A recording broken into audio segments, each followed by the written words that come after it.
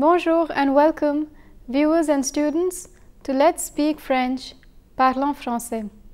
These lessons on basic French are short and easy, and if you follow the program regularly, I can assure you that very soon you will be able to understand French quite easily. The previous session focused on the pronoun I. In today's class, we will focus on the pronoun en.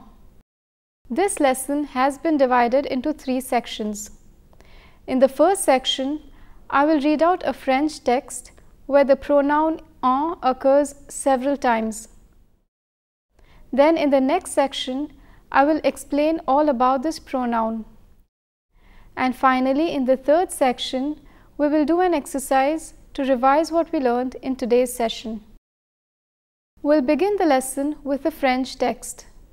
This text consists of a dialogue that takes place between 2 friends. Louise comes over to Léa's place and helps her bake a cake for her mother's birthday. J'ai une bonne idée. Si tu veux surprendre ta mère avec le gâteau, on le prépare lorsqu'elle sort cet après-midi. Qu'en penses-tu? Génial! Voyons si on a tous les ingrédients à la maison. Autrement, je vais aller au marché pour les acheter. Alors, est-ce qu'il y a de la farine? Oui, il y en a assez. Et du lait? Il n'y en a qu'une seule brique. Il faut en acheter. Est-ce qu'il y a des œufs? Il n'y en a que 3. Du beurre? Oui, il y en a une motte. Est-ce qu'il reste de la levure? Non, il n'en reste plus. Tu veux ajouter de la vanille? Oui, j'en ai envie. Il faut que j'en achète un flacon. Tu as des caissettes à cupcakes? Il nous en faut au moins une vingtaine. Non, nous n'en avons plus. Tu veux que je m'en occupe des achats? Je vais chez le fleuriste pour commander un bouquet pour ta mère. Au retour, je peux faire les courses. Ce serait bien si tu pouvais t'en occuper, car je dois chercher le moule et le papier sulfurisé. Ils sont quelque part dans le grenier, mais je ne me souviens plus dans quelle boîte je les ai mis. Tu as besoin d'aide pour faire descendre les boîtes? Non, je n'en ai pas besoin. So this was a short text where the pronoun en has been used several times. In the next section, I will explain to you all about this pronoun.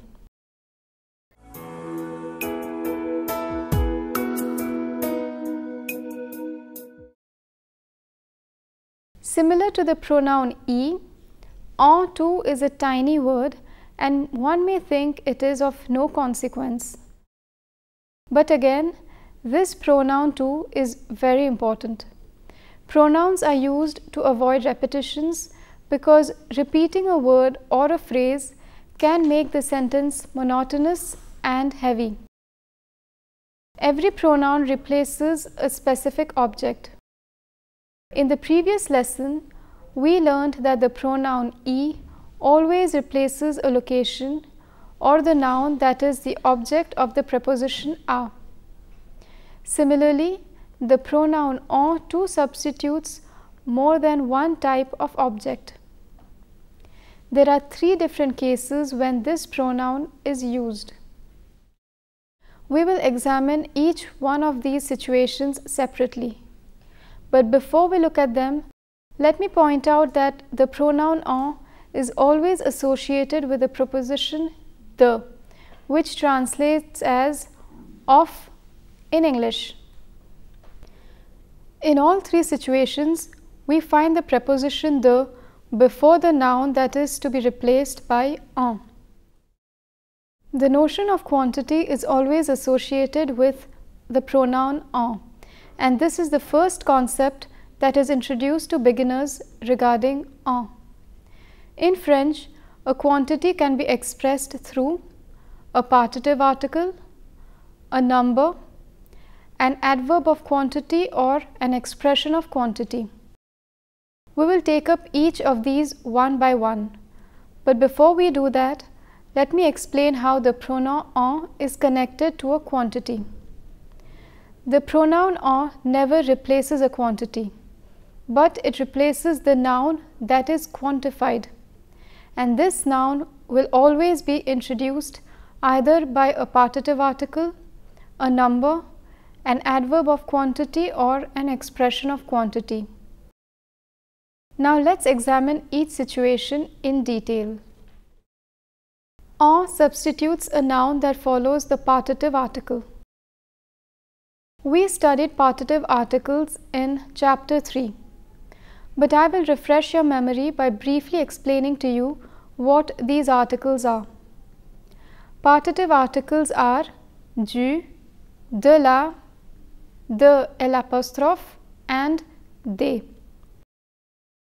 These articles look exactly like any contracted article, but it's their meaning that sets them apart. Partitive articles always indicate a portion of something.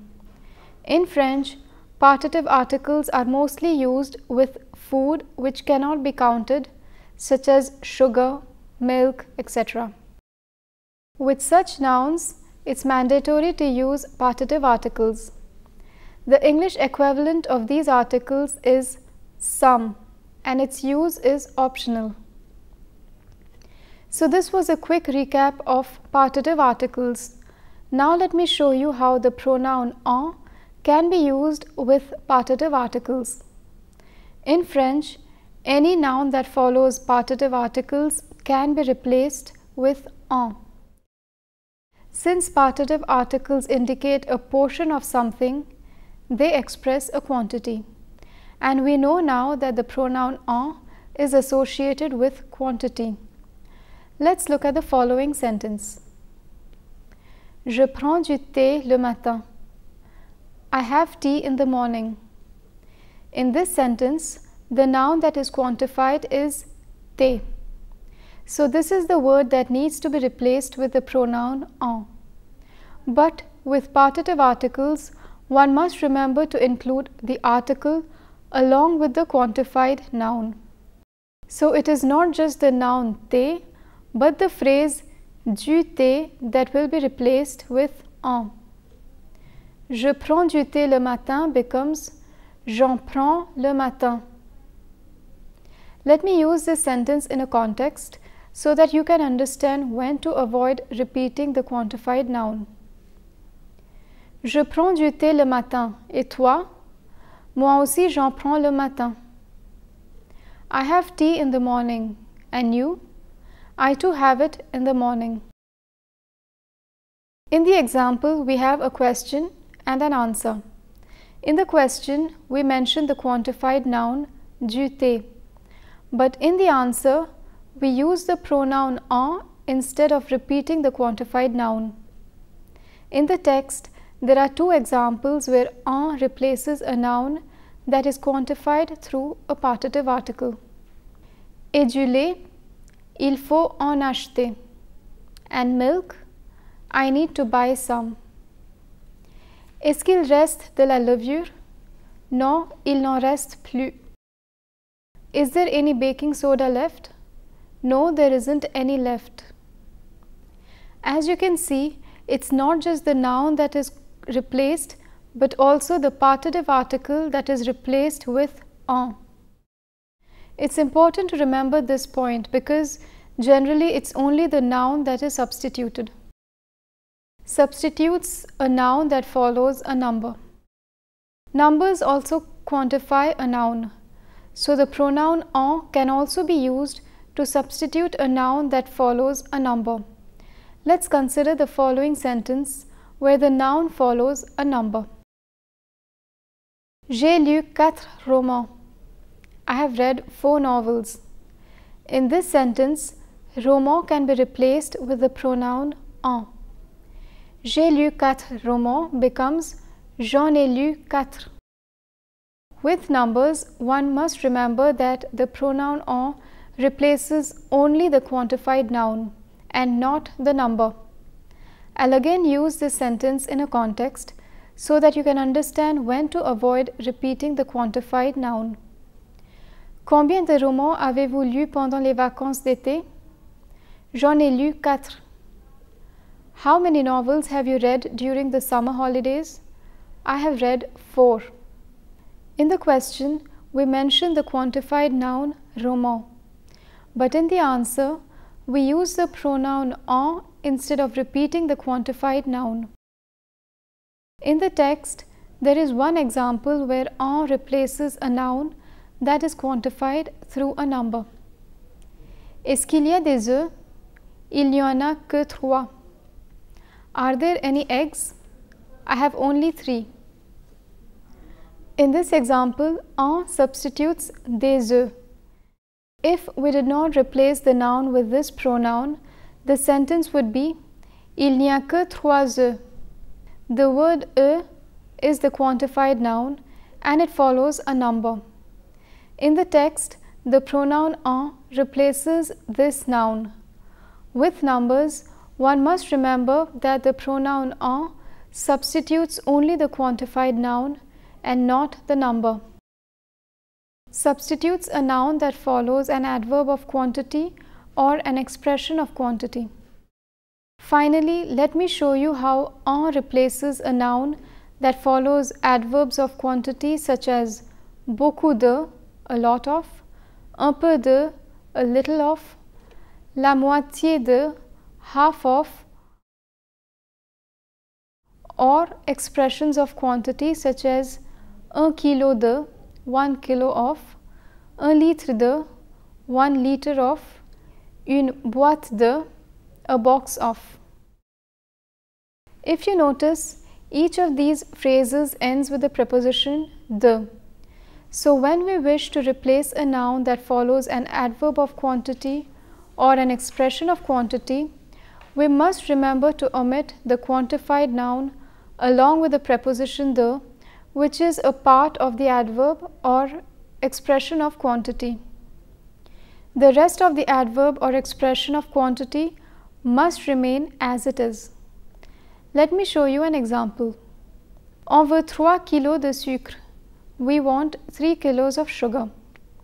In this sentence, the quantified noun is sucre. This noun follows an expression of quantity 3 kilos de. So if we wish to use the pronoun en in this sentence, we would have to replace the quantified noun along with the preposition de.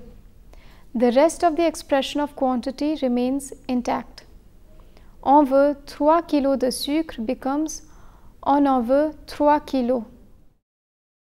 In the text, we have 3 such instances. Est-ce qu'il y a de la farine? Oui, il y en a assez. Is there any flour? Yes, there is enough.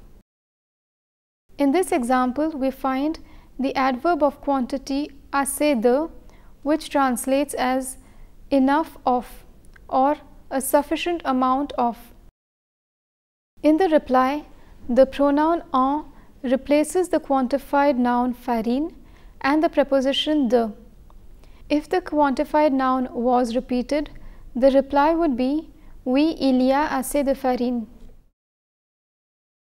Et du lait? Il n'y en a qu'une seule brique.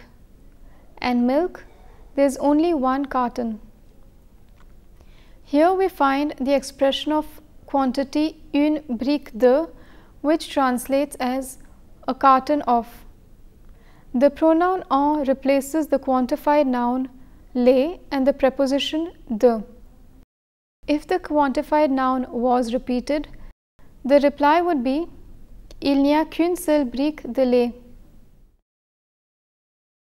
Du beurre? Oui, il y en a une motte. Butter? Yes, there is a slab. And here we find the expression of quantity une motte de, which translates as a slab of.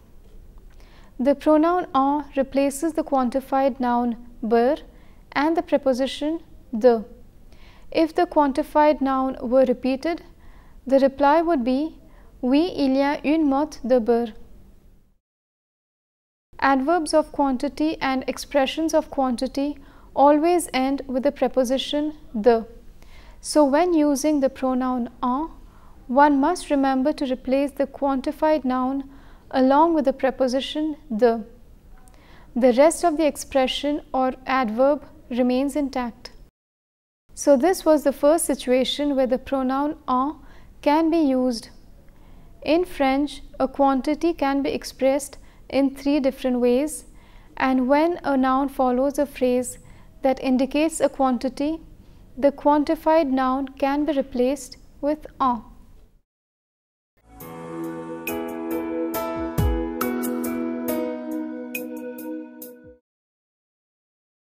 Next, let me show you a second situation when the pronoun en can be used.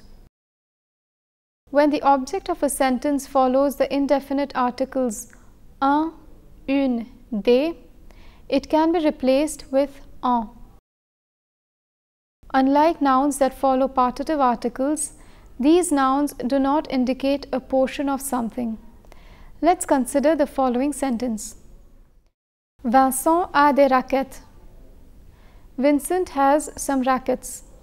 In this sentence, des is an indefinite article and not a partitive article because one cannot divide a racket as one would divide a piece of cake or a pie. But like partitive articles, the indefinite article too must be replaced along with the noun. So in this example, des raquettes can be replaced with the pronoun en. Vincent en a. Let me use this sentence in a context to help you understand how the pronoun en is used to avoid repetition. Tu connais quelqu'un qui a des raquettes? Vincent en a. Do you know anyone who has rackets?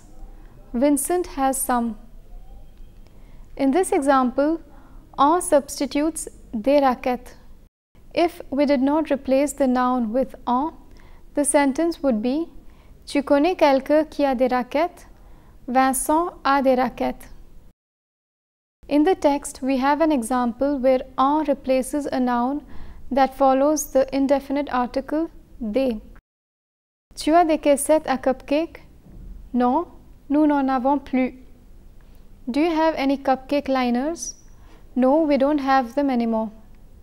In this example, en substitutes des caissettes à cupcake.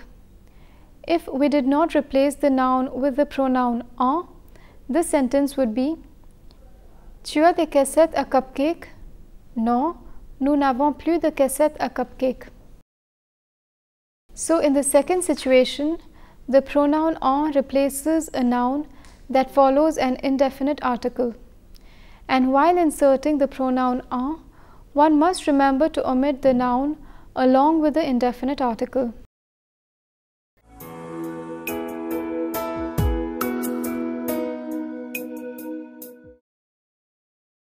And finally, let me show you a third situation where the pronoun en can be used. In French, there are certain verbs such as s'approcher de, to approach, se servir de, to use, profiter de, to take advantage of, that are always followed by the preposition de. And the phrase or the noun that comes immediately after the preposition de can be replaced with en.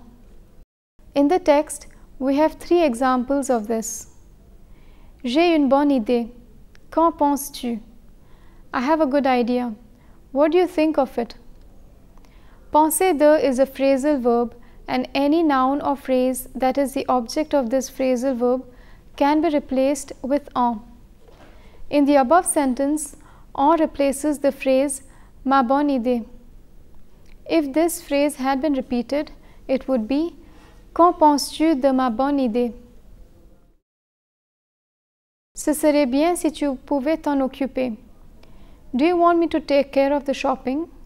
It would be good if you could take care of it.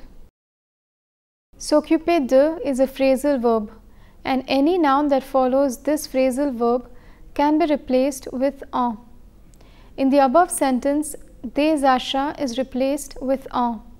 If the noun had been repeated in the reply, it would be Ce serait bien si tu pouvais t'occuper des achats. Tu as besoin d'aide pour faire descendre les boîtes? Non, je n'en ai pas besoin. Do you need some help in bringing down the boxes? No, I don't need any. Avoir besoin de is another phrase that is composed of the preposition de. Any noun that follows this phrasal verb can be replaced with en. In the above sentence, it is not simply aide, but the entire phrase aide pour faire descendre les boîtes, which is replaced with en. If the noun had been repeated in the reply, it would be non, je n'ai pas besoin d'aide pour faire descendre les boîtes. So, with phrasal verbs, the pronoun en can replace either a noun or an entire phrase. However, it must be noted that when de is followed by a verb, en cannot be used. For example, j'ai essayé de mémoriser mon numéro de code. I tried to memorize my number code. Here the verb mémoriser follows the preposition de, so we cannot use en in this sentence.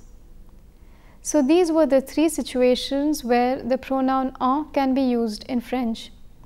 Let me summarize it for you.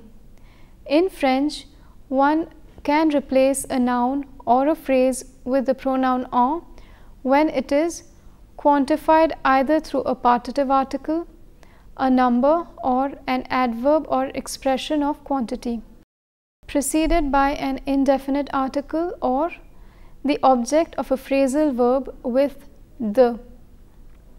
When en replaces a quantified noun, you must always remember to repeat the adverb or expression of quantity. J'achète 3 pots de confiture. J'en achète 3 pots. Un and une are indefinite articles, but they are also numbers. So if an expression contains un or une, we must include the number. J'achète un crayon. J'en achète un. J'achète une règle. J'en achète une. Now let me bring your attention to the position of this pronoun. In French, the pronoun en is always placed before the verb. To illustrate it better, let us consider one sentence and examine all the possible positions of the pronoun en. Let's examine the following sentence. J'en mange un morceau. I eat a piece of it. If the sentence is in the negative form, en and the verb will be placed between the negative word pair. Je n'en mange pas un morceau. I don't eat a piece of it. If the sentence is in a compound tense, such as the compound past tense, then the pronoun en precedes the auxiliary verb. J'en ai mangé un morceau. I ate a piece of it. If the sentence is in the negative form and in the compound past tense, en and the auxiliary verb will be placed between the negative word pair. The main verb will follow immediately after the second element of the negative word pair. Je n'en ai pas mangé un morceau. I didn't eat a piece of it. The phenomenon of elision must be observed in certain cases.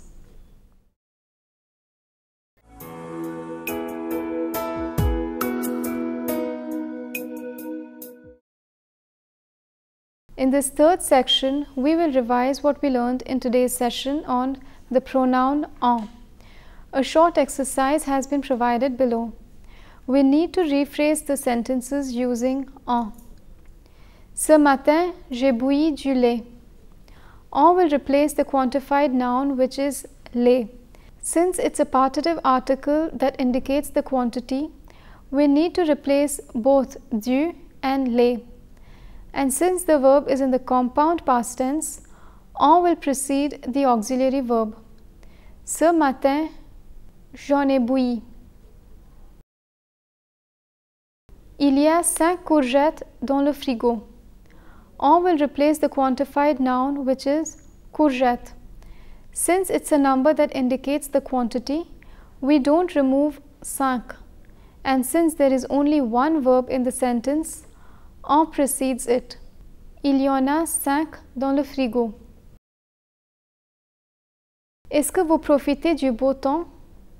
Profiter de is a phrasal verb whose object is du beau temps. So we replace the object with en. Since there is only one verb in the sentence, en precedes it. Est-ce que vous en profitez? Tu as vu des voitures devant la maison? En will replace the quantified noun, which is voiture. Since it's an indefinite article that indicates the quantity, we remove des. And since the verb is in the compound past, en precedes the auxiliary verb. Tu en as vu devant la maison? Il a préparé beaucoup de sandwichs. En will replace the quantified noun, which is sandwich. Since it's an adverb of quantity that indicates the amount, we only remove the preposition de from the adverb. And since the verb is in the compound past tense, en will precede the auxiliary verb. Il en a préparé beaucoup. With this, we come to the end of our 4th lesson. This lesson was divided into 3 sections. In the first section, I read out a French text in which the pronoun en occurred several times. In the next section, I explained the 3 different uses of this pronoun. We also learned about its position within a sentence. And finally, in the 3rd section, we revised today's lesson by doing an exercise. I hope you enjoyed today's session. In the next session, we'll examine the compound past tense of verbs with être. I hope to see you in the next session. Thank you and à bientôt. See you soon.